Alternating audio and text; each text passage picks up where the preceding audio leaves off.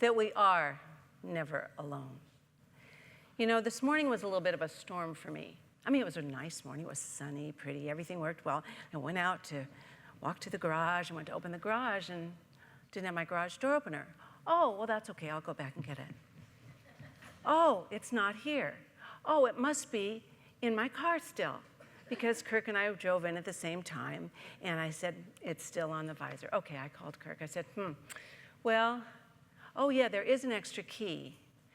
You can open it manually, but the key's locked in a cabinet that Kirk locked and then hid the key and can't find it. And I kept going, you know what? God's got this. God ended up showing up as Emily and Jim Van Cleve. They picked me up, which was really sweet. But it was a funny chain of events. Didn't get upset. I knew there had to be a way. When I called Kirk, he said, well, I'll leave rehearsal. I'll end it soon, and we'll come and get you. I figured we'd get right here about 10:31. So that was not going to work, but here we are. And the whole thing is when you really know, when you've plugged in to the right source and know you're never alone, even though this was a minor situation, you know everything will be okay. Doesn't mean you aren't going to have some rough roads to travel. Doesn't mean that things aren't going to be difficult. But there's a knowing that life is inherently good. And our job is to remember that life is about connection. We're all connected, all of us. This whole planet and the whole universe, we all have the same DNA, divine nature activated. It's all activated within us. So we need, first and foremost, if we're going to know we're never truly alone, to plug into that source within. We'll never know a God any bigger than the God we know in our own mind and our own heart. We have to get that firmly established before we can really recognize the connectedness of all life. If you haven't noticed, modern times have so many ways that we can be disconnected. Have you noticed? Phones, internet, Zoom, disconnection, get Amazon. You don't even have to go to the store anymore. I'm guilty for that. You know, we have all these ways that we don't have to connect with people. And actually, people are the reason we're here. All of us, there's not a person here that doesn't need the touch of a hand. A voice that we hear and see that speaks to us, and the connection of people that care about us. I want you to think right now in your own life just about all the ways you're connected. Of course, our community, your family, your friends, co-workers, if you have them, groups you're in. Life is about connection, but first and foremost, we have to make the ultimate connection and connect with that power greater than the power for good that is greater than we are, but we can use it. But there's something to remember. This is one of Ernest Holmes' favorite quotes.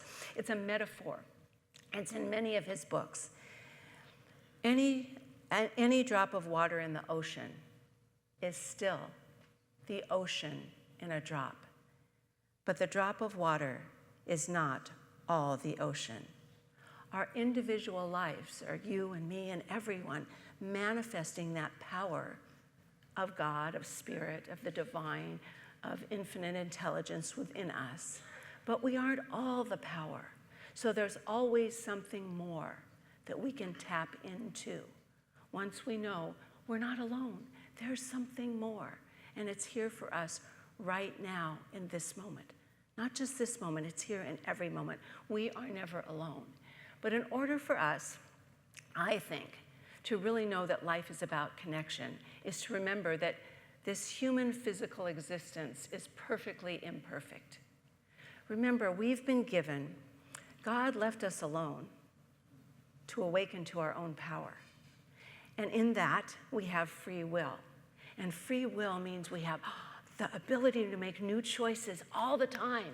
We can change, we can grow, we can become. And it also means we can be messy and make mistakes and do stupid, sometimes mean things. And so this world can be messy. But we don't want to be alone in this world. We have to remember we are here and we are together. I don't know about you, but I would bet that everyone here has felt the pain of despair and loneliness and feeling separate from good. But you know what? God never argues. So if we feel despair, loneliness, separate, which are stories we make up, feelings we have, which we don't deny those feelings, but they all have a message for us and a reason reminding us, we got to do something different. We got to wake up. We have to own those feelings and then do something about it. Despair is pushing God out. That's when we feel alone. And we make up these limited stories that we are separate from the divine, separate from spirit, separate from each other, separate from everything else. And then we get entrapped in that story, and then we expand it. So we feel really, really alone in the world when that's not the truth. The opposite of despair is faith. Faith is bringing goodness, love, God, people, energy closer to us. Now, we get involved in a community, and communities are great. They can make us feel purposeful and meaningful. They can give us love and hugs and all that good stuff. They can also be a pain in the neck. You know, we can rub up against each other. We can be asked to do things we don't want to do or want things done and we don't get done or all that. But is it worth it? Yes. Okay, good. Oh, phew, that was really close. Man, you scared me there for a minute. I want to tell you something. So if we want to listen to this, we are never truly alone. We've got to remember that all life is connection. It's about connection. I wrote a bunch of quotes down about that, and Maya Angelou was right there. I had her, things you said, Sage, one mind, we thought about that. And you notice she's one of the new pictures on our wall. Maya Angelou and Thich Nhat Hanh are the two, peace and grace, we added to the wall. And so beautiful. So we have to remember that there's a difference between loneliness and being alone. And if you and I are going to truly know that we're not alone, we have to spend time in silence.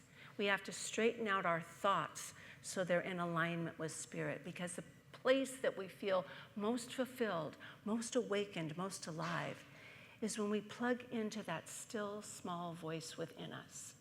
That voice is never going to tell us mean, awful, unkind things, because spirit is pure and kind and good. And that's how you can tell. Is it my mind talking, my human mind, or is it spirit talking from within? That still, small voice within that will tell us we're not alone. We're never alone. We have everything we need right now. We may have to, yes, cultivate calmness and stillness, and then we may have to get going. That's the paradox of life. We want this calmness, the stillness, the plugging into to spirit, but then we've got to plug into life too. So the power of listening, number one, to spirit, and then the power of listening to each other. We have to know that listening to each other is what makes us feel we matter. It can make a difference. Just as you were reading so beautifully from Maya Angelou, we can make a difference by being there and holding each other's words and caring. It can make a huge difference. The other thing we need to do is we need to find our friends. Ernest Holmes has given us many challenges in this teaching to look at the whole world as a friend. He said there's more good in people than bad. There's more good than bad. So we need to focus on the good, because when we focus on that, it tends to bring it out. It tends to bring out that good. And we have to decide what our good looks like. I heard about a woman whose husband, when he was very ill and dying, told her, actually commanded her, to leave the $50,000 he'd saved in his coffin. He wanted to take it with him. And you know what? She wasn't so sure, but he was persistent. He was stingy, and he was persistent. Finally, she agreed, okay, I'll do it. So he died, and there his coffin was out there, and she sneaks in and puts a little box in the coffin and Her friend said, "You didn't actually leave that $50,000 in his coffin." And she said, "Of course I did. I am a good Christian." And she said, "All of the $50,000? And she said, "Yes, I wrote him a check."